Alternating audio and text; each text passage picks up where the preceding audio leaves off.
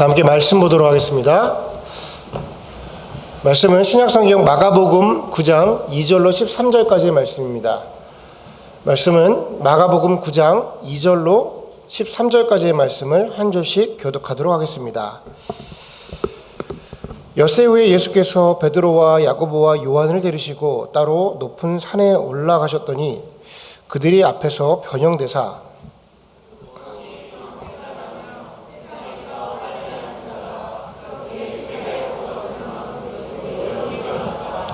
이에 엘리야가 모세와 함께 그들에게 나타나 예수와 더불어 말하거늘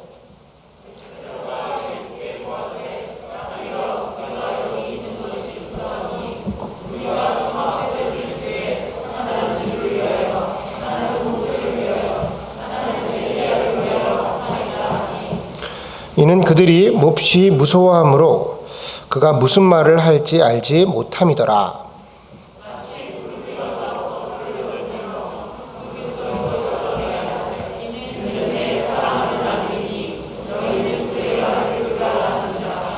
문득 둘러보니 아무도 보이지 아니하고 오직 예수와 자기들 뿐이더라.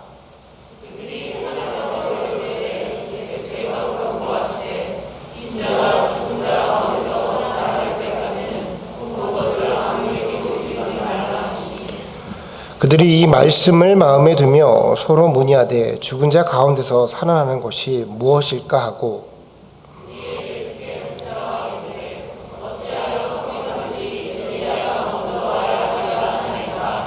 이르시되 엘리야가 과연 먼저 와서 모든 것을 회복하거니와 어찌 인자에 대하여 기록하기를 많은 고난을 받고 멸시를 당하리라 하였느냐.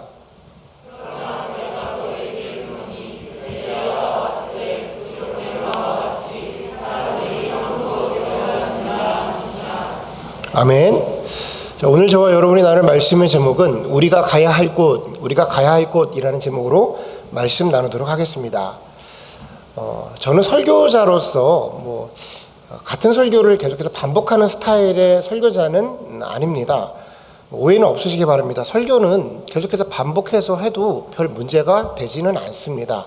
근데 저 같은 경우는 이제 강단에 선 지 얼마 안 된 신참 목사잖아요. 그러니까 사실 설교거리가 많은 거죠. 선배 목사님들에 비해서 할 이야기가 많은 사람입니다. 우리가 1년 동안 예수님에 대한 이야기를 나누기로 했는데 사실 예수님의 이야기로도 한도 끝도 없어요. 1년 갖고 되겠나 싶은 정도. 1년에 꼭 해야 되는 건 아니지만 그만큼 아직 할 게 많은 그런 목회자입니다.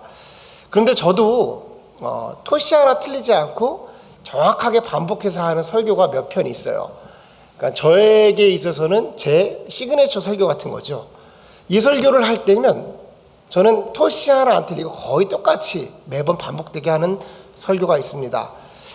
예를 들면 제가 마태복음 6장 먼저 그의 나라와 그의 의를 구하라 라는 설교를 할 때는 거의 똑같은 설교예요.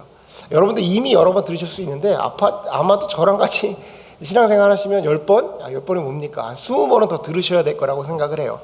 그렇게까지 하는 이유는 제가 그 본문을 생각하면서 나올 수 있는 건 그거밖에 없는 것이고 그만큼 중요하다고 여기는 부분이에요.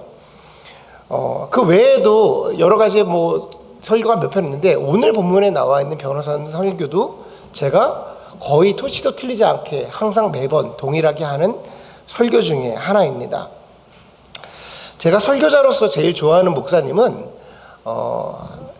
높은틀 숭의교회의 김동호 목사님이세요. 그러니까 지금은 은퇴하셔서 날마다 기막힌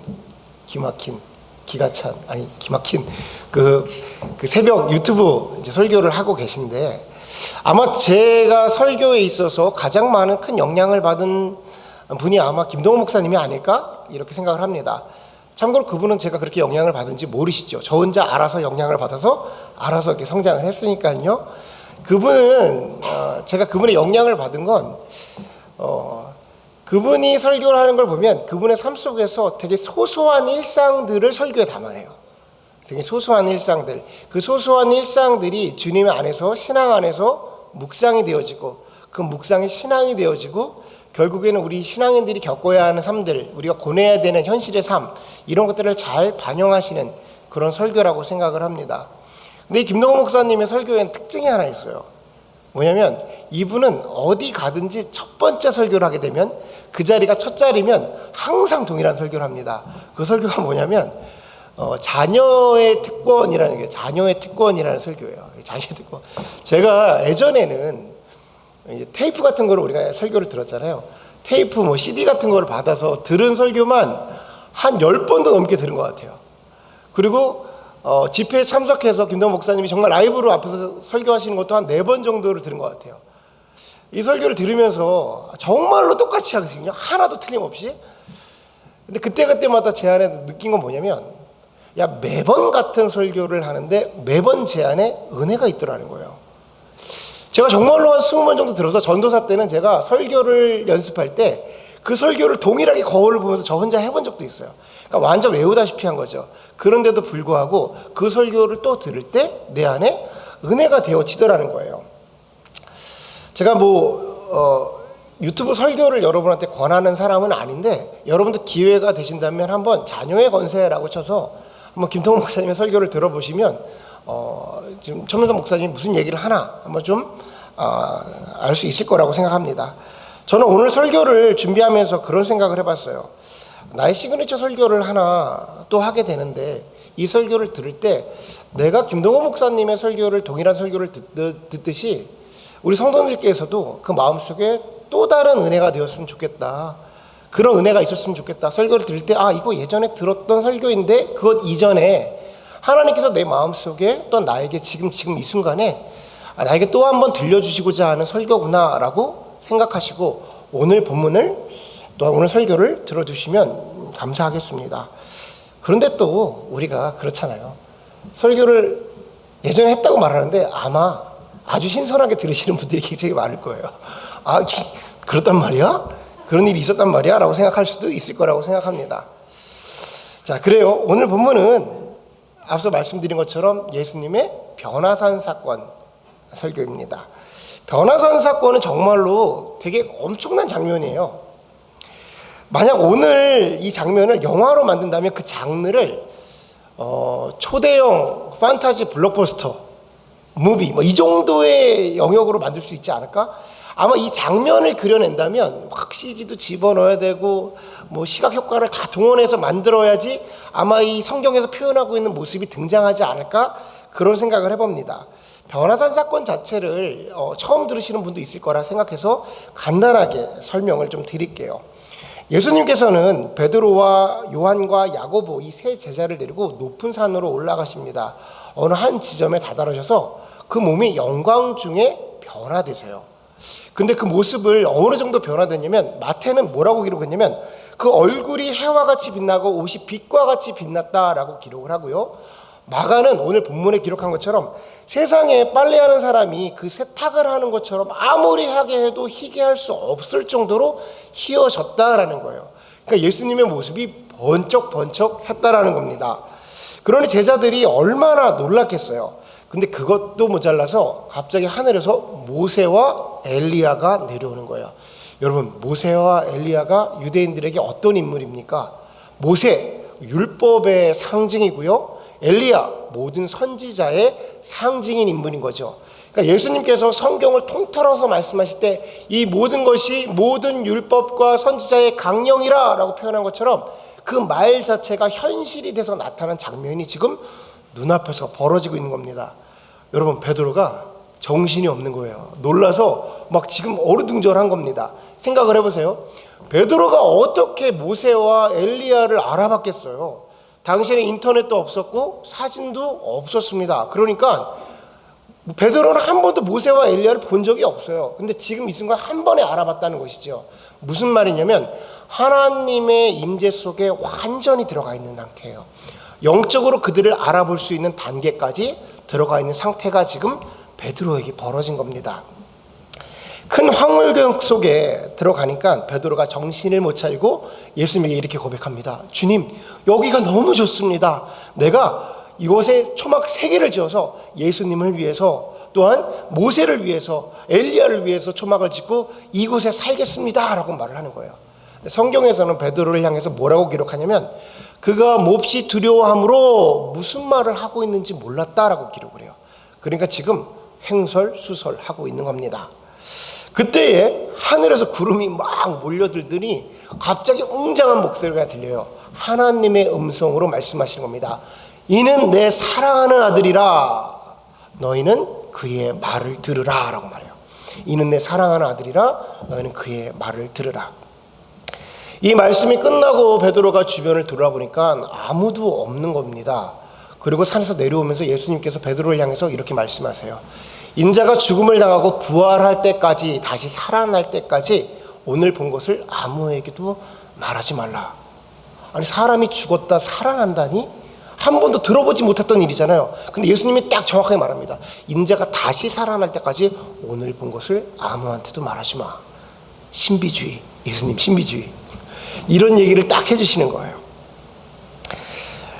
여러분, 변화산 사건이 지금 제가 말로 표현하려고 했었는데 영화의 한 장면처럼 머릿속에 그림이 쫙 그려지십니까? 저는 이 변화산 사건이 많은 성도님들에게 잘못 전달되어지고 있다라고 생각을 합니다. 왜냐하면 그 자체 사건이 너무나도 커서 그것을 온전히 받아들이지 못하고 있다라고 생각을 해요. 앞서 말씀드린 것처럼 변화산 사건은 투머치 판타지예요. 너무 판타지의 모습이 크니까 그 자체의 시선을 다 뺏겨서 오늘 본문이 변화산이 예수님이 왜 그런 것을 하셨는지의 의도는 우리에게 전달되어지지 않고 그저 변화산 사건 자체에 매여 있는 거예요. 여러분, 신앙생활을 좀 하신 분들은요, 변화산 사건을 모르시는 분이 단 한 분도 없습니다.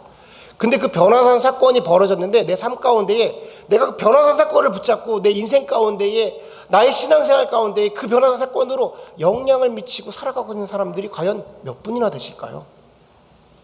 혹시 우리 예수님은 정말 대단하신 분이지, 변화산 사건 봐봐, 그분은 정말 하나님의 아들이야, 그렇게 화려하신 분이야, 그렇게 인정하고 넘어가고 있는 것은 아니냐라는 겁니다. 근데 여러분 한번 생각을 해보세요. 정말 그 정도의 것이라면 그렇게 제자들에게 야, 너희 예수님이 얼마나 대단하신 분인 줄 알아? 뭐 이런 것을 표현하기 위한 것이라면 변화산 사건이 좀 너무 크지 않습니까? 그런 것들을 나타내기 위해서는 사건 자체가 너무 큽니다. 예수님이 영광 중에 변화되시고요, 모세와 엘리야가 막 하늘에서 내려오고요, 하늘에서 하나님의 음성이 막 내려오는 거예요. 여러분, 이 스케일 자체가 성경에 이 정도의 스케일이 있습니까? 성경에도요, 많은 놀라운 일들이 있어요. 홍해가 갈라진다든지, 반석에서 물이 나온다든지, 구름기둥과 불기둥이 나오는데 다 놀라운 일들이죠. 안진뱅이가 일어나기도 하고 병자가 고침을 받기도 하고. 그런데 오늘의 본문처럼 큰 사건이 있냐고요. 여러분, 성경의 기준으로 말하자면 성부 하나님과 성령 하나님과 성자 하나님이 동시에 한 곳에서 역사하신 장면은 이 장면밖에 없어요. 엄청난 장면이 지금 변화산에서 벌어진 겁니다. 그럼에도 불구하고 이 변화산 사건이 내 삶 속에서 우리의 신앙 가운데 아무런 영향을 미치지 못하고 있는 이유가 있습니다. 그 이유는 각본을 잘못 이해해서 그래요. 그렇게 놀라운 일이 우리에게 벌어졌음에도 불구하고 저와 여러분 삶 가운데에 변화산 사건을 붙잡고 살아가는 사람이 없다니까요. 왜 그러냐면 본문 자체를, 각본을 잘못 이해하신 거예요. 우리는 이 변화산의 사건이 너무나도 화려해서 이 사건의 주인공이 예수님이라고 착각을 합니다. 우리 예수님이 그런 분이시지, 하나님의 아들이시지, 저렇게 화려하시지, 이 정도로 인정하고 넘어갈 때가 많아요. 그런데 오늘 본문의 주인공은 예수님이 아닙니다. 오늘 본문의 주인공은 바로 제자 베드로인 겁니다. 그러니까 저와 여러분이 주인공이라는 거예요. 주인공이 바뀌었으니 당연히 관점도 바뀌게 됩니다. 베드로가 주인공이 되는 순간 우리 모두에게 자동적으로 드는 질문이 하나 생겨요. 그렇다면 예수님은 왜 베드로에게 그 일을 보여주셨는가요? 그렇다면 예수님은 이 놀라운 일을 왜 우리에게 지금 보여주고 있는가라는 질문이 드는 겁니다. 앞서 말씀드린 대로 다른 성경에서 찾아볼 수 없을 정도의 큰 스케일의 일이었어요. 그러니까 예수님께서 베드로를 데리고 지금 그 자리에 올라가신 것은 분명 베드로에게 원하시는 일이 있었던 겁니다. 이렇게까지 하셨던 것은 베드로에게 어떠한 변화가 나타나기를 원하셨던 거예요. 성경은 이 질문에 대해서 힌트를 주고 있습니다. 본문 2절을 우리 다 같이 한번 읽어볼게요. 우리 본문 2절을 한 목소리로 읽습니다. 시작.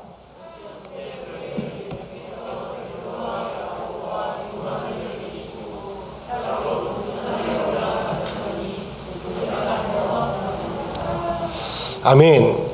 본문 2절을 보니까 그 시작이 엿새 후에라고 기록을 하면서 시작을 해요. 그러니까 6일 전에 한 사건이 있었다라는 얘기죠. 그러니까 이 변화산 사건은 6일 전의 사건으로부터 시작됐다라는 얘기를 성경은 지금 해주고 있는 거예요. 여러분, 변화산 사건 6일 전에 무슨 일이 있었을까요? 신비롭죠. 갑자기 변화산 사건 6일 전에 있었던 일은 제가 지난주에 여러분에게 설명을 드린 가야사라 빌립보 사건이 있었습니다. 예수님께서 제자들과 함께 가야사라 빌립보 황제의 도시에 들어가서 길을 걸으시며 내가 누구냐, 너희는 나를 누구냐 하느냐 하는 질문이 있었어요. 지난번 설교가 다 떠오르시겠지만 간단하게 설명을 드리면 가야사라 빌립보는 정말 화려한 곳이라고 그랬잖아요. 황제의 도시였습니다. 그 황제의 이름은 바로 옥타비아노스였어요. 말 그대로 당시에 그 로마 전 지역에서 율리우스의 아들, 그러니까 옥타비아누스, 신의 아들이 누구냐고 물으면 옥타비아누스고요. 이 땅의 모든 권력을 가지고 있는 너희의 크라이스트가 누구냐고 물으면 옥타비아누스였던 것이죠. 자, 헤롯은 그 왕을, 그 황제를 기념하기 위해서 가야사라 빌립보의 모든 건축물을 아름답고 화려하고 너무 호화스럽게 만들어 놓습니다. 그 메시지는 이 옥타비우스 앞에 무릎을 꿇으면 그 크라이스트인 신의 아들인 그 옥타비우스가 너에게 모든 것을 제공해 줄 거야를 세상이 그 겉으로 막 메시지를 주고 있는 거예요. 제자들이요, 갈릴리에 있을 때 나름 괜찮은 사람들이었습니다. 자, 예수님은 굉장히 센세이션을 일으켰던 분이었어요. 그래서 예수님이 한번 움직일 때마다, 갈릴리에서 움직일 때마다 10,000명에서 20,000명 정도가 움직였어요. 그러니 얼마나 화려했던 분이십니까? 갈릴리에서 예수 그러면 이름 좀 났던 사람입니다. 병자들을 일으키십니다. 오병이의 역사가 일어납니다. 죽은 자를 살리셨어요. 그러니까 제자들이 어깨가 으쓱으쓱한 거예요. 우리 스승이 예수야. 우리 스승이 저분이야. 사람들도 집안에 돌아다니면서 야, 베드로가 예수의 제자래. 야, 요한이 예수님의 제자래. 그러면서 그 12명이 나름대로 괜찮았습니다. 그리고 제자들 눈에도 우리 예수님이 너무 멋있는 거야. 그런데 지금 가야사라 빌립보에 와보니 우리 예수님이 너무 목숨 거라. 너무 옷이 초라한 거라. 자기 모습이 너무나도 초라한 거예요. 정말 내 삶을 다 들여서 예수를 쫓아가야 되나? 근데 이 건물들을 보니까, 그 황제의 모습을 보니까 너무나도 많은 것을 가지고 내가 이 순간에 예수를 버리고 저 세상에 나아가면 이 모든 것을 나에게 다 공급할 것 같은데 라는 마음이 들고 내 자신이 가장 초라해 보이고 낮아질 때, 그때 예수님께서 제자들에게 말씀을 하십니다. 너희는 나를 누구냐 하느냐라고 질문하신 거예요. 예수님은 짓궂으세요. 예수님은 되게 짓궂으시고 되게 코너에 몰아넣고 그래요.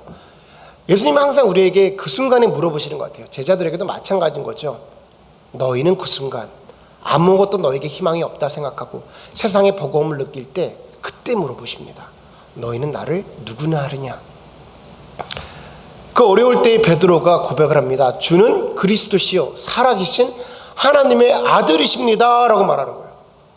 이 말은 지난번에도 말씀드렸듯이 그런 것들이 나에게 없다 하더라도, 주님이 공급하시지 않는다 하더라도, 주님이 나에게 그런 삶 가운데 행하시지 않는다 하더라도 주님은 그리스도시고 살아계신 하나님의 아들입니다 라고 말하는 거예요. 이 답변이 진정한 신앙의 고백이었던 겁니다. 그러니까 예수님이 너무나도 기쁘신 거예요.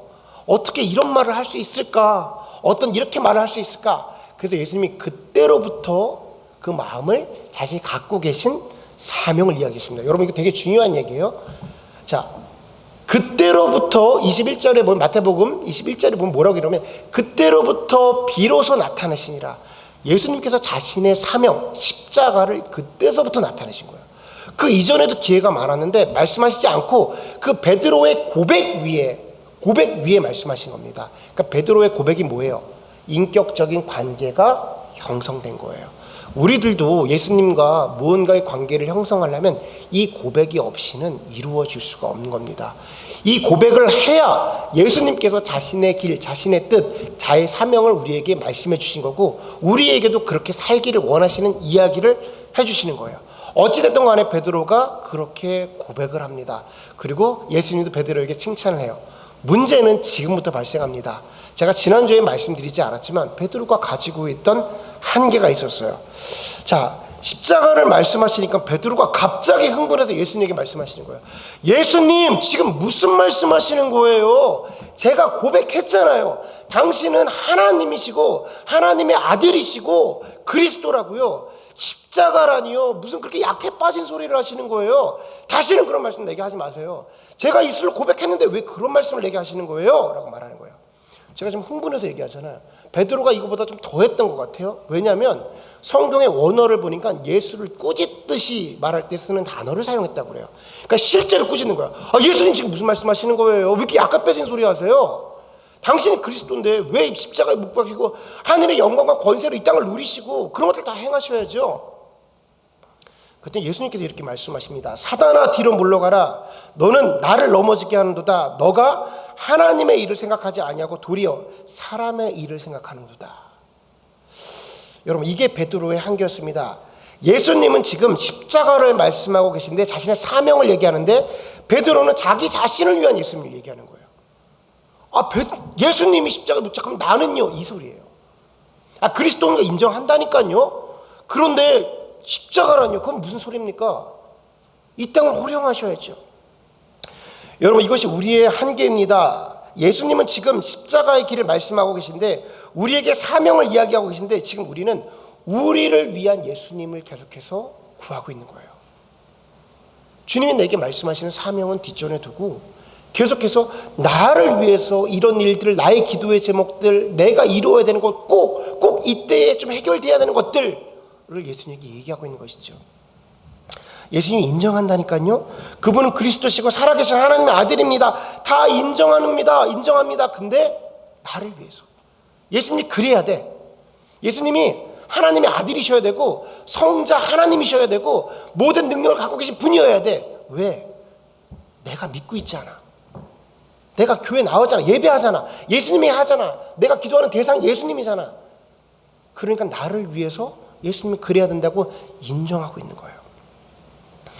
2일 후에 6일이 지나 예수님께서 베드로를 데리고 변화산으로 오르십니다. 왜요? 왜 오르실까요? 예수님은 베드로를 그렇게 그 한계에 두고 그렇게 머물게 하실 수가 없었던 겁니다. 예수님은 그 베드로를 데리고 자기 사랑하는 제자잖아요. 그리고 진정한 고백을 했는데 고백을 했음에도 불구하고 한계 속에 있었잖아요. 그대로 둘 수가 없는 것이죠. 산에 데리고 올라가신 겁니다. 앞서 말씀드린 대로 이 변화산권은 엄청난 일이 벌어지죠. 예수님께서 영광 중에 변형되시고 모세와 엘리야가 하늘에서 내려오죠. 사실 이것만으로도 대단한 일인데 하나님께서 친히 음성으로 말씀을 하세요. 여러분, 성경에서 하나님께서 다이렉트로 하나님의 음성을 들은 사람은 두 사람밖에 없습니다. 그것은 세례 요한과 베드로밖에 없어요. 신약 성경에서. 그러니까 보통의 일은 아닌 거예요. 그것도 예수님이 계실 때만 들었던 얘기예요. 예수님이 함께 있을 때. 그러니까 오늘 본문에 만약에 무게감을 둔다면, 분석을 한다면 하나님이 직접 하신 말씀이 가장 중요한 말이겠죠. 그 말은 이는 내 사랑하는 아들이니 너희는 저의 말을 들으라예요. 이는 내 사랑하는 아들이라 너희는 저의 말을 들으라. 저의 말이 뭘까요? 저의 말이 뭐예요?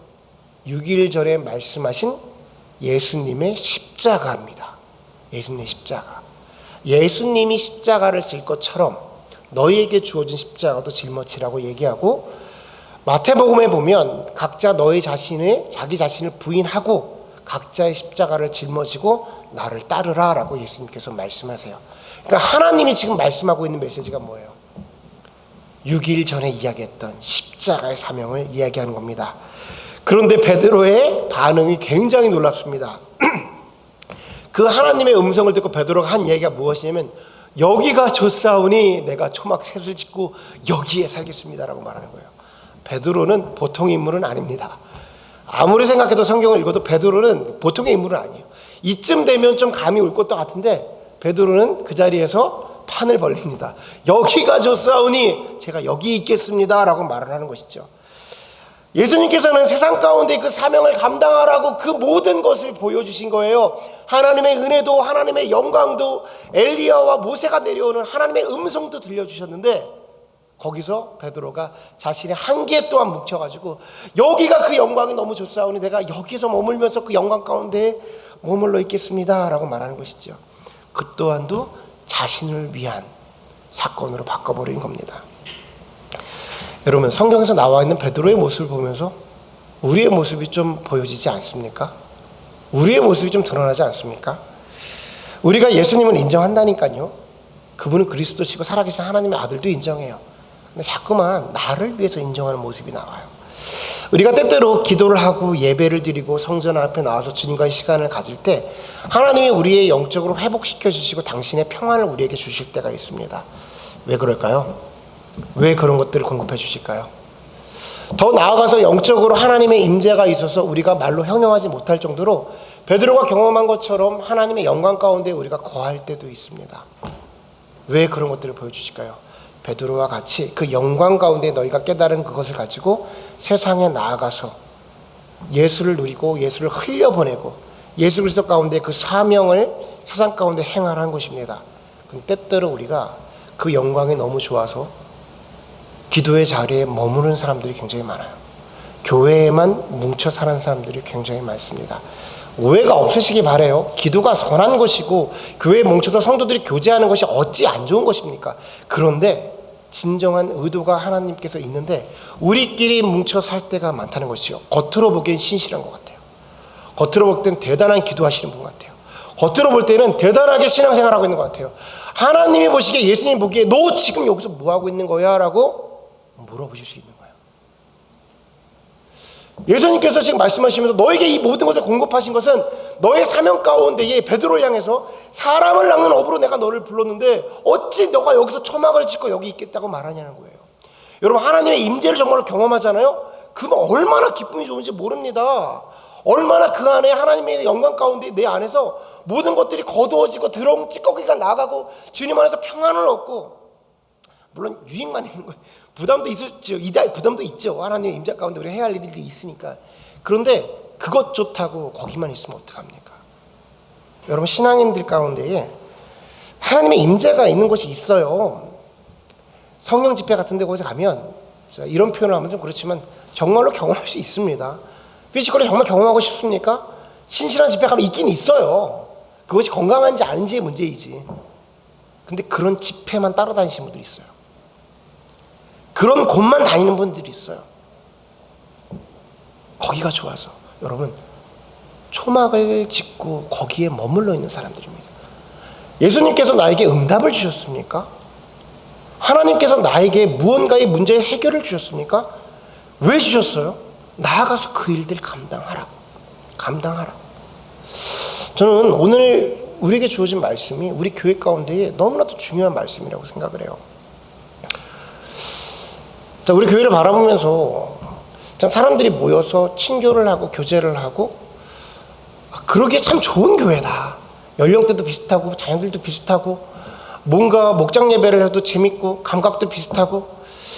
여러분, 성도들이 모여서 교제하고 친교하기에 정말 좋은 인원이 몇 명일까요? 한 30에서 40명 정도가 제일 좋아요. 우리 교회가 딱 그 정도 사이즈니까 만날 때마다 재밌는 거죠. 그냥 인간적으로 좋은 겁니다. 자, 친교도 좋고 교제도 좋습니다.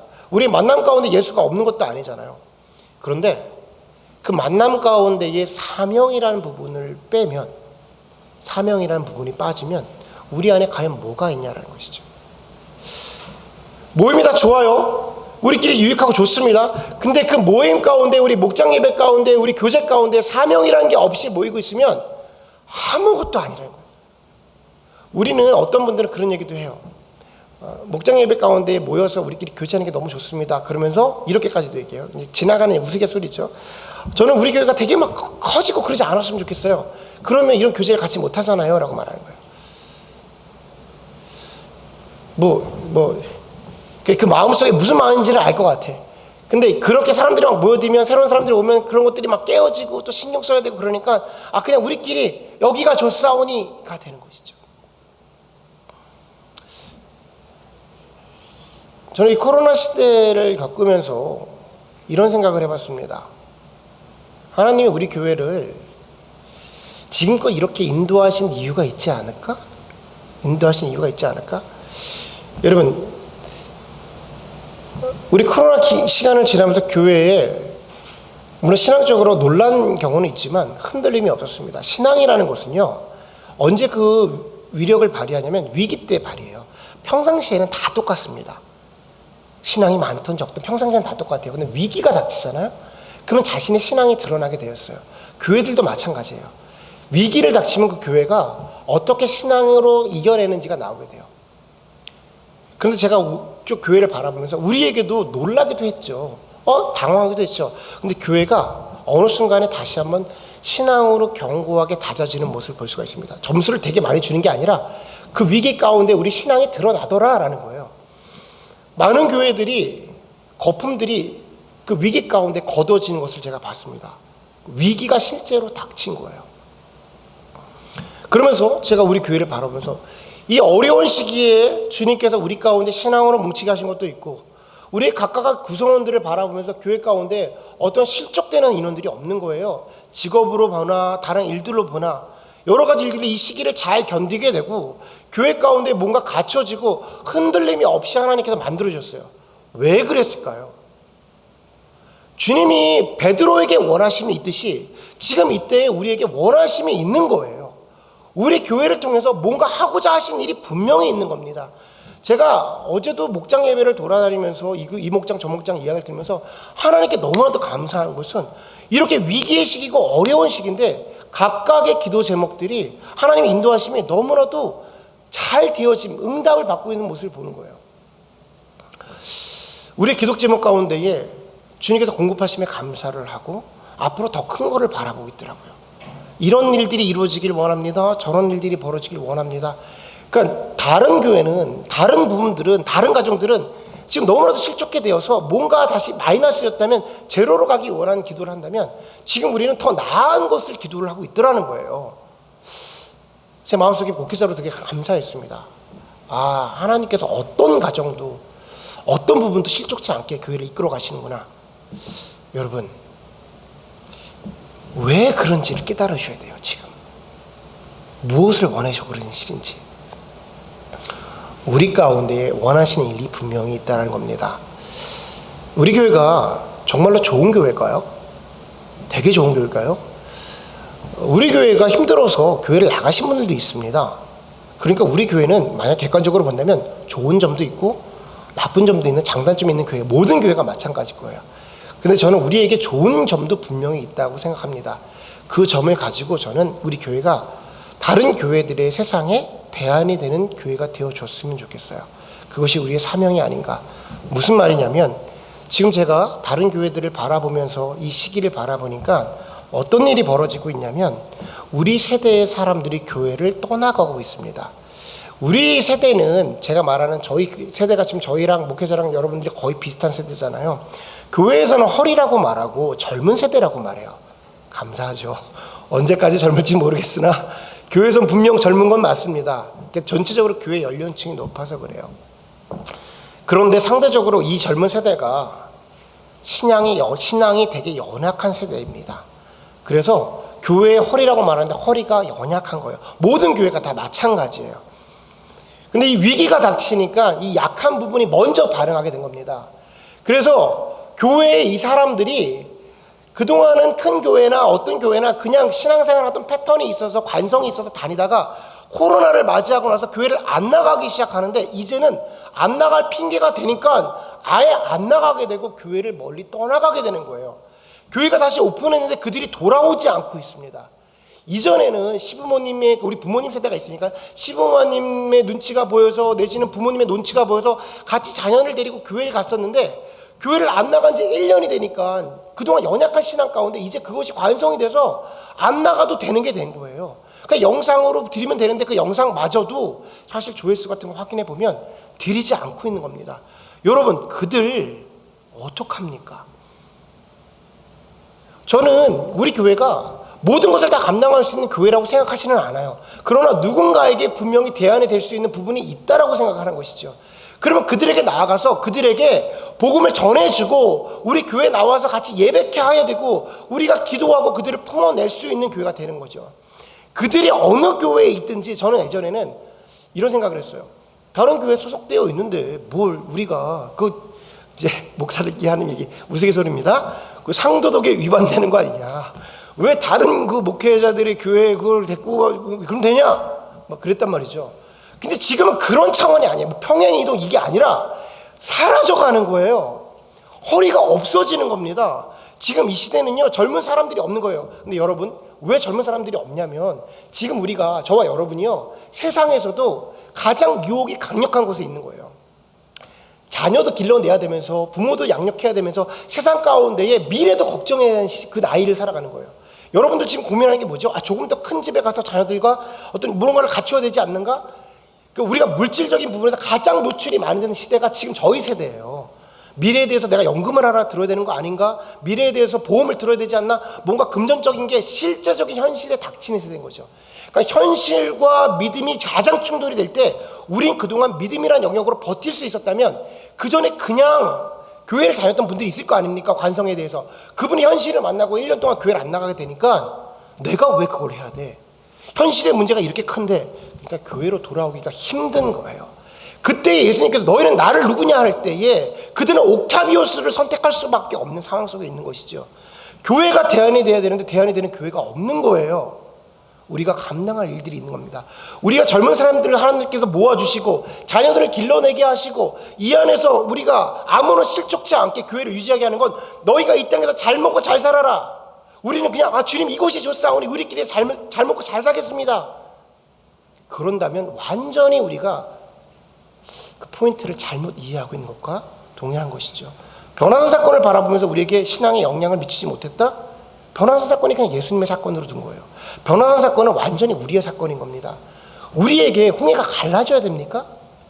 지금 여러분, 저와 여러분에게 하나님이 꼭 뭔가를 불기둥을 일으키셔야지 믿습니까? 여러분, 꼭 저렇게 우리가 저 허드슨강이 막 우리 앞에서 갈라져야 예수님이 우리가 뭔가를 행해야 됩니까? 이미 행하셨잖아요. 크게는 우리를 도저히 우리가 하나님 앞에 나갈 수 없는데 예수 그리스도의 보혈로 새 생명을 주셔서 하나님 앞에 나오게 하시고 우리 자녀를 이 땅 가운데 이렇게 길러내게 하시고 이 교회를 주님 안에서 아무런 실족해 없게 만들게 하시고 더 이상 무슨 기적이 있어야 돼요? 날마다 우리가 변화산에 있는 겁니다. 공급 자체가, 보여주신 것 자체가, 그 은혜 자체가 변화산에 있는 거예요. 그러면 세상으로 나아가야 되는 겁니다. 여러분, 교회에서 기도 당연히 해야죠. 그거는 기본 옵션인 거예요. 지금부터 그런 얘기를 하는 게 아니에요. 신앙의 회복 해야죠. 계속해서 교회에서 해야죠. 그런데 거기에 머무시면 안 됩니다. 마치 그게 다인 것처럼. 아닌 거예요.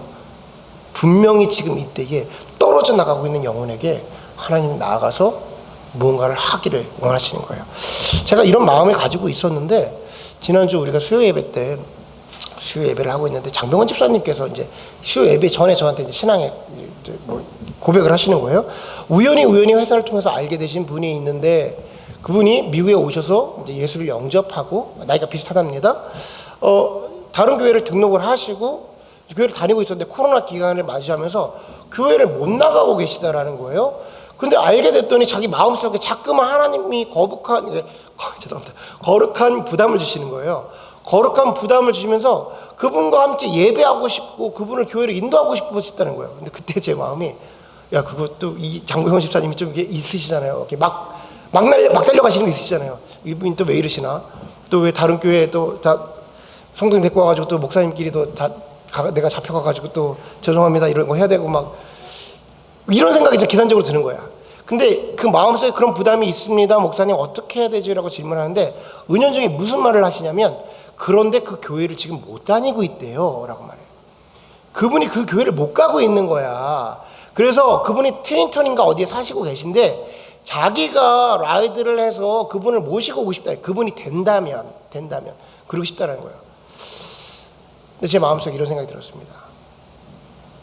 그분이 등록하신 교회가 건강하고 안 갖고 이걸 다 떠나서 저러다 저거 놓치겠다 싶어요. 지금은 시대가 지금은 상도덕이고 뭐 이게 아니라 내가 내 교회 키우겠다고 우리 교회 키우겠다 이게 아니라 저 영혼 빨리 컨택해서 우리가 함께 중보하고 기도하고 신앙생활의 자리 예배 자리에 갖다 놔야겠다라는 생각이 들었어요. 여러분 지금은 제가 긴급한 시대인 것 같고 다급한 시대인 것 같고 위급한 시대인 것 같아요. 여러분 주변에 지금 여러분과 우리 교인들이 아닌데 컨택하고 계신 분들이 다 있다고 알고 있습니다. 다 신앙인들이시잖아요. 우리가 그분의 신앙들을 평가하는 건 아니지만 1년 넘게 교회를 다니지 않고 온라인으로 예배를 드리신 분들, 그들의 신앙이 여러분들 보시기에 건강하고 온전하고 그러십니까? 내지는 그분들이 다시 교회가 오픈되면 교회로 돌아가실 것 같습니까? 그런 분도 분명히 있을 거예요. 분명히 있을 거예요. 그렇지 않은 분도 여러분 머릿속에 있을 거라 생각합니다. 여러분, 그분들이 코로나가 끝나고 다시 우리 교회 안 와도 상관없어요. 그런데 예배의 자리를 추천하시고 같이 중보하시고 기도하시고 그들의 영혼을 회복하기 위해서 우리가 사용되어야 합니다. 여러분, 지금 이게 우리 교회 이삭줍기에서 교회 성장합시다 이런 얘기하는 거예요? 아니죠. 여러분, 하나님 그걸 우리에게 원하시지 않을 거예요. 지금 이 순간에 우리가 대안이 되기 원하시는 겁니다. 그들에게 다가가서 복음을 전해주는 또 하나의 안전장치가 되기를 원하실 거예요. 우리를 사용하셔서 그들을 거두기를 원하실 거예요. 제가 묵상을 하면서 예전에 그런 얘기 했잖아요. 우리 교회가 바다의 생명성 같이 좀 이렇게 컴팩트한 생명성 같은 조그만 배더라, 이런 얘기 여러 번 전해드렸잖아요. 그 중에 제가 큰 교회들을 향해서 크루즈 같은 배라고 말한 적이 몇 번, 그런 배도 있었습니다. 환상 중에 그렇게 그냥 둥둥 떠다니는 배도 편안하게 여기가 좋사오니 하고서 크루즈 즐기는 배도 있었습니다라고 말한 적이 있잖아요. 근데 위기가 닥친 거야, 크루즈에. 그러니까 배에서 뛰어내리더라고, 사람들이. 진짜 비유를 드린 겁니다. 그 배가 영원할 줄 알았어. 그 교회에 그냥 있었어. 근데 위기가 닥치니까, 여러분이 코로나 기간에 크루즈 타면 위험하잖아요. 코로나 기간에 크루즈 타면 거기 내내 갇혀 있는 거잖아요. 위험하니까 배 밖으로 뛰어내린 거야. 교회는 뭐냐면요, 교회는 에클레시아, 바다에서 물에서 건져낸 사람들인 거야. 제가 보니까 원래 물에 있던 사람도 있었지만 크루즈에서 뛰어내린 사람들이 있어요. 지금 떨어져 나간 사람들이 있다고요. 우리는 그 사람들을 모아내서 우리 배가 커지는 게 아니에요. 우리 교회 사명을 잘 이해하셔야 됩니다. 생명선으로 빨리 가가지고 그 사람을 건져내는 거야. 그리고 육지에다 갖다 놓는 거야. 다시 어떤 배를 탈지는 몰라. 그러나 우리 교회의 사명은요, 그 생명선과 같이 그 사람들에게 빨리 가서 그 사람을 건져내서 살아날 수 있도록 육지로 옮겨 놓는 겁니다. 그게 우리가 해야 되는 일이에요. 지금 이때 우리가 그 일을 할 수 있어요. 모든 사람들이 할 수 있는 건 아닙니다. 근데 우리가 할 수 있는 영혼들이 있어요. 우리 교회를 준비시키시고 지금껏 만든. 제가 이런 생각도 해봤어요. 우리 교회가 단점이 많지, 뭐 언어적인 부분에서 또 2세들에게 좀 다음 세대에게 그들에게 맞는 교회여야 되는데 막 고민을 하다가 제 마음속에 이런 생각이 들어요. 아니다, 우리 교회 괜찮다, 다음 세대에게. 왜 그러냐면 우리 교회는 2세, 우리 영은 씨가 3세거든요 나린이가 4세야. 이민 4세.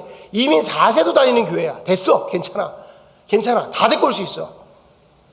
나린이 우리 교회 좋아하죠? 그다음에 좋은 교회야. 이미 4세까지도 커버할 수 있는 교회야. 여러분, 모셔오세요. 함께 예배해요. 함께 예배하고 우리가 계속해서 예수를 흘려보내야 됩니다. 지금 그때예요. 오늘의 말씀이 부담이 되실 수도 있습니다. 사명에 얘기할 때마다 부담스럽죠. 여러분, 예수님이요, 우리 한계 가운데 머물러 두지 않으세요. 우리 사랑하세요. 베드로를 사랑하듯이 계속해서 그 자리에 갖고 가세요. 계속해서 그 자리에 갖고 가세요. 베드로가 안 되잖아. 베드로 딱 우리예요. 베드로가 안 되잖아. 계속 쳇바퀴잖아. 베드로 결국 됩니다, 여러분. 베드로 우리가 알잖아요. 결국 됩니다. 한 번에 복음을 선포할 때마다 3,000명, 4,000명씩 복음하는 놀라운 일들을 행하고 안전뱅이를 일으키는 베드로가 됐어요. 여러분, 우리가 할 수 있습니다. 성령을 소유하고 예수를 소유하고 예수를 흘려 보낼 때 내게 있는 것은 금과 은은 내게 없거니와 내게 있는 것을 내게 주노니, 예수를 흘려 보낼 때 그때 그들의 영혼을 회복하게 되는 일들이 벌어지는 거예요. 여러분, 할 수 있습니다. 우리가 열심히 기도하고 예배하고 예수 간직하고 사명의 자리에서 누린 만큼 나가서 그 사람들을 컨택하세요. 자, 여러분들 말씀드릴게요. 지금 컨택하고 계신 분들, 기도하고 계신 분들, 교회로 다 데리고 오세요. 담담하게 말씀하세요. 우리 코로나 기간에 같이 예배하자. 우리 교회는 할 수 있어. 그리고 끝나고 나서 너희 교회 가도 돼. 말씀하세요. 그리고 기쁨으로 찬양하고 예배하세요. 그렇게 해야 할 곳입니다. 우리의 사명입니다. 그들의 물에 빠져서 더 이상 허우적대게 둘 수 없습니다. 우리가 주님 오실 때까지 그 사명 가지고 베드로의 사명처럼 끝까지 그 십자가의 길을 감당하는 저와 여러분 되기를 주님의 이름으로 간절히 소원합니다. 아멘. 우리 이 시간에 우리 앞서 찬양했던 주님 다시 오실 때까지 찬양 부를 때 주님 오실 때까지 그 사명 감당하겠습니다. 베드로와 같이 사람을 낚는 어부로 우리 부르셨는데 내가 만나고 있는 영혼들에게 그 예수 흘려보내고 그들의 영혼 회복해 하는데 사용되는 주님의 수단이 되겠습니다. 고백하시기 바랍니다. 다 같이 자리에 일어나셔서 함께 찬양합니다.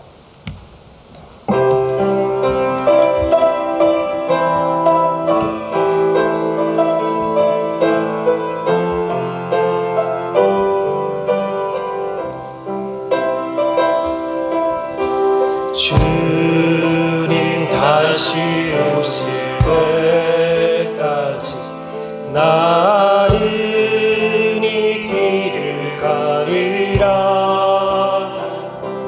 좁은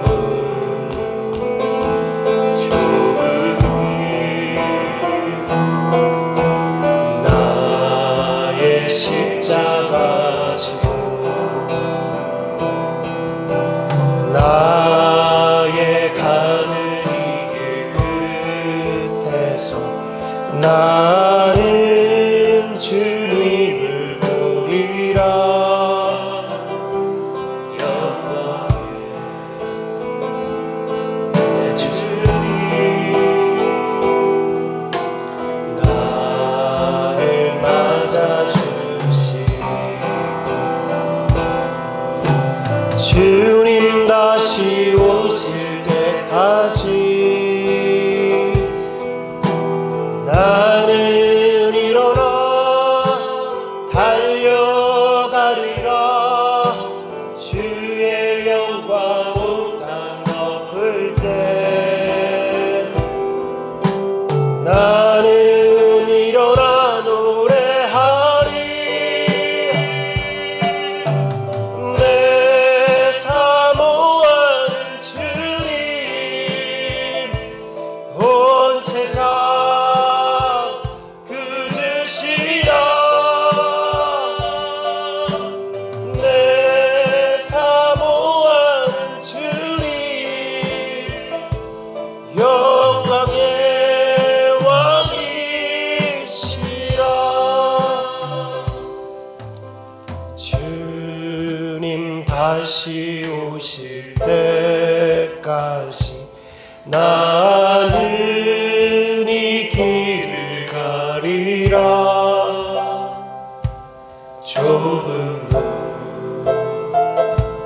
좁은 길 나의 십자가 지고 나의 가는 이 길 끝에서 나는 주님을 보리라. 아멘. 내 주님 나를 맞아주시니 주님 다시 오실 때까지 나는 일어나 달려가리라. 주의 영광 온 땅 덮을 때 나는 일어나 노래하리. 내 사모하는 주님 온 세상 그주시라. 내 사모하는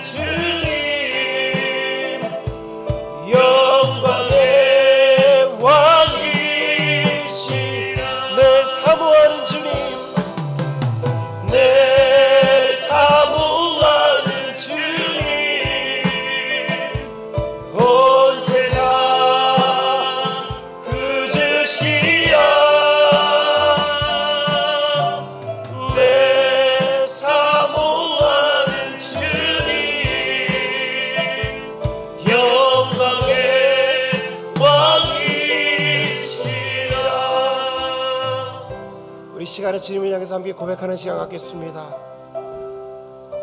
주님께서 베드로에게 보여주신 것처럼 이 어려울 때 주님께서 나의 모든 것을 채워주셨습니다. 흔들리지 않게 하시고 견고하게 하셨습니다. 주님, 그 모든 것들 이제 세상에 나아가서 너가 누린 하나님을 이 땅 가운데 누리게 하고 흘려보내게 하라. 그 사명의 자리로 나아가고 너가 갖고 있는 그 십자가를 짊어지고 세상에 나아가라 말씀하시는 것입니다. 주님, 우리가 마땅히 가야 할 곳으로 우리를 보내주시고 우리의 입술을 열어서 그 복음이 전파되게 하시고 지금도 저 물에 빠져서 허우지고 있는 영혼들에게 주님의 손길을 내줄 수 있는 주님의 도구가 되게 하여 주시옵소서. 담대하게 복음이 전파될 때에 그 영혼들이 살아나 기쁨으로 주님을 찬양하며 예배하며 함께 경배하는 날이 오기를 원합니다. 주님, 우리 예배 가운데에 영광으로 임하셔서 그 영혼들을 하나도 빠짐없이 주님께로 인도케 하는 놀라운 역사가 있게 하여 주옵소서. 우리 다 함께 기도하는 시간 갖도록 하겠습니다. 사랑의 하나님 아버지, 이 시간 가운데 다시 한번 사명의 자리를 돌아봅니다. 제가 나의 기쁨에 빠져서 나의 유익에 빠져서 주님을 바라볼 때도 많이 있었으나 아버지 하나님, 이 시간 다시금 내가 주여 주님께서 나에게 행하신 일들을 돌이키며 나의 한계에 벗어나 주님께로 다시 한번 나아가길 원합니다. 내가 이 자리가 좋지만 이 자리가 너무나도 영광스러웠지만 주님, 이제 이 자리를 넘어서서 저 세상 가운데 십자가를 짊어지고 나아가길 원하오니 아버지, 나의 연약함을 뒤로 감추게 하여 주시고 아버지, 나에게 하나님의 마음을 허락하여 주셔서 저 물에 빠져있는 영혼들을 보이게 하시고 아버지, 그들을 향한 주님의 마음을, 그 긍휼의 마음을 허락하여 주시옵소서. 아버지, 그저 내가 교제하고 그저 알아서 하겠지라고 내버리는 것들이 아니라 주님의 마음을 가지고 지금 이때에 나를 사용하시기를 원하는구나. 나의 입술을 열어 그들에게 고백하기를 원하시는구나. 나의 입술을 열어 내가 누리고 있는 예수를 흘려보내기를 원하는구나. 아버지, 그런 마음을 우리에게 허락하여 주옵소서. 지금 이때입니다. 어느 때 우리가 사용되겠습니까? 아버지, 주소할 곳이 많은데, 복음이 전하질 곳이 많은데 아버지, 일꾼들이 없다고 말씀하시는 그 예수님의 마음을 우리가 간직하여서 지금 이 시간 가운데 그렇게 사용되는 우리가 되기 원합니다. 주님은 이 시간에도 우리를 공급하시고 지금 이 시간에도 우리 교회를 견고하게 하시고 아버지, 흔들림 없게 하셨는데 이것이 좋다 하고 우리끼리 모여있는 그런 우둔한 자들이 되지 않게 하시고 아버지, 그 복음을 들고 세상에 나아가서 그들을 향해 전파할 수 있는 살아있는 움직이는 교회 되게 하여 주옵소서. 움직이는 교회 되게 하여 주옵소서. 우리가 생명선입니까? 생명을 전하게 하시고 더욱더 재빨리 지금 이때에 움직일 수 있는 그런 교회들 될 수 있도록 하나님 함께 하여 주옵소서. 우리 성도들의 마음을 모으게 하시고 그 안에 열정을 주시고 하나님의 영광 가운데 베드로를 회복케 하셨던 것처럼 그런 하나님의 인재 가운데에 이곳에서 주님을 느끼게 하시고 이제 나아가서 사람을 낚는 업으로서 각자의 사명의 자리에서 그 복음을 전파할 수 있는 우리 모두 되게 하여 주옵소서. 한 영혼도 실족치 아니하게 아버지, 참 좋은 교회 들어온 모든 인원이 마치 노아의 방주에서 구원을 얻던 주님을 경험하는 자들 되게 하시고 우리가 누린 예수가 이제 간직되어서 더 나아가서 이제 그 예수를 세상에 전파할 수 있는 우리 모두가 되게 하여 주옵소서. 아버지, 이때를 위해 준비하셨습니다. 이때를 위해 준비하셨습니다. 세상을 분별하라 말씀하시고 세상을 분별하라 말씀하시고 세상 가운데에 아버지의 뜻을 전파하라 말씀하셨사오니 우리가 그러할 수 있는 영혼들 될 수 있도록 아버지, 이 시간 가운데 함께하여 주옵소서. 아버지, 우리 영혼들 가운데 모일 때마다 예배할 때마다 아버지, 우리 예배 가운데 주님을 경험하게 되는 그런 귀한 역사가 일어나게 하여 주시옵소서. 아버지, 그런 일들이 있기를 원합니다. 아버지, 우리 이 시간에 한 가지 더 기도를 드립니다. 이 시간에 우리의 모임 때마다 예배 때마다 기도의 자리마다 그 변화산의 성령의 역사가 있게 하여 주옵소서. 주님, 우리 한계에 머물지 않게 하기 위해서 베드로에게 보여주셨던 그 성령의 역사가 우리의 예배 가운데에 우리의 기도의 모임 가운데에 그 성령의 역사가 있게 하여 주옵소서. 그리하여금 우리 안에 회복을 통하여서 주님을 경험하는 것을 가지고 세상에 나아가게 하여 주옵소서. 우리 예배를 위해서 각각의 기도의 모임을 위해서 목장 예배를 위해서 함께 기도하도록 하겠습니다. 사랑의 하나님, 우리의 모임 가운데 그 모임을 두고 기도하기를 원합니다. 분명 주님께서는 베드로를 데리고 높은 산에 올라가셔서 그 변형되는 모습을, 영광 중에 하나님이 나타나는 모습을 주여 그들에게 그 하나님의 임재 가운데 거하게 하는 모습을 우리에게 보여주심을 아버지, 우리가 성경을 통해 보았습니다. 아버지 하나님, 그 베드로의 그 한계를 넘어가기 위해서 주신 지어 놀라운 사역인 줄로 믿습니다. 아버지, 우리의 모임 가운데, 예배 가운데 그런 성령의 역사가 있기를 원합니다. 모여서 기도할 때마다, 찬양할 때마다, 주님의 이름을 영광스레 올릴 때마다 아버지, 우리가 나의 기쁨을 요함이 아니요 아버지, 주님으로 채워져 나의 더러운 것들이, 온전치 않은 것들이, 죄악으로 묶여져 있던 것들이 성령의 불로 도맑게 되어지고 아버지, 온전케 되어지고 가장 정결한 모습으로 주님을 경험하는 우리가 되게 하여 주옵소서. 우리에게 생명이 없는데 무엇을 전달할 수가 있겠습니까? 우리에게 주님이 없는데 어찌하여 주님을 전할 수가 있겠습니까? 아버지, 우리 구성원 한 명 한 명 목장 예배 드릴 때마다 그 모든 목장에서 성령 하나님이 함께 하시는 귀한 역사가 일어나게 하여 주옵소서. 언제까지 우리의 기쁨을 위해 진교를 하겠습니까? 아버지, 입술을 열어 찬양케 하시고 기도 제목을 내놓을 때마다 하나님이 함께 하시는 경험할 수 있는 그런 목장들이 될 수 있도록 아버지 함께 하여 주옵소서. 예배가 끊이지 않는 교회요, 기도가 끊이지 않는 교회요, 하나님께 영광을 올리기에 흡족한 교회가 되어서 그 누가 이 교회에 온다 하더라도 함께 기쁨으로 주님의 이름을 예배할 수 있는 우리가 되게 하여 주시옵소서. 저 우리끼리 우리의 기쁨으로 취하기를 원치 않습니다. 우리끼리의 만족으로 취하기를 원치 않습니다. 아버지 하나님, 성령에 취하여, 세술에 취하여 주님을 부르시는 한나와 같이 그렇게 기도할 수 있는 우리가 되게 하시고, 입술을 열어 기도할 때마다 성령이 튀어져 우리 영이 밝아져 저 세상을 분별하며 세상 가운데에 온전한 것을 선포할 수 있는 주님의 자녀들 될 수 있도록 아버지 함께하여 주옵소서. 우리가 헤아릴 수 없는 부분이오니 주님께 간구할 때마다, 주님의 성령을 구할 때마다 아버지 하나님 성령의 역사가 있는 교회가 될 수 있도록 아버지, 우리 교회 가운데에 함께하여 주시옵소서. 묶여있는 자들이 있습니까? 아버지, 묶여있는 자들이 있으니까 나사렛 예수 이름으로 풀어주게 하여 주시고, 주여 사단이 역사하고 있는 자들이 있습니까? 아버지, 성령의 이름으로 거두어지는 역사가 아버지 우리 예배 가운데 일어나게 하여 주시옵소서. 아버지, 외치는 자들에게, 주 예수 이름을 부르는 모든 이들에게 성령 하나님 임하여 주시옵소서. 아버지, 우리 가운데 이걸 임한 성령으로 인하여 아버지, 우리가 진정으로 주님 안에 고백을 하며 세상에 나갈 수 있는 우리 되게 하여 주옵소서. 아버지,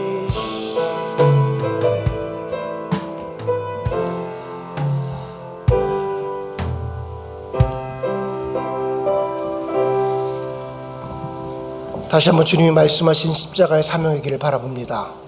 주님이 오실 때까지, 그때까지 그것이 좁은 문이라 하여도, 좁은 길이라 하여도 주님 기다리며 그 길을 가겠습니다. 그 길 가운데에 주님 성령으로 동행하여 주시고, 성령이 우리와 함께 하사 우리의 발자취에 예수 그리스도만 드러나게 하여 주시옵소서. 지금은 우리 구주 예수 그리스도의 은혜와 아버지 하나님의 놀라우신 사랑하심과 성령님의 내주 역사 교통 충만하심이 지금 이 순간 다시 한번 십자가를 바라보며, 나의 사명의 자리를 바라보며, 내 마음속에서 반응케 하시는 그 영혼들을 바라보며 그 영혼을 주님께로 연결하겠노라, 주님께 사용되는 도구가 되겠노라 고백하며 헌신한 우리 참 좋은 교회 성도들의 머리 위에 지금부터 영원토록 함께 하시기를 축원하옵나이다. 아멘.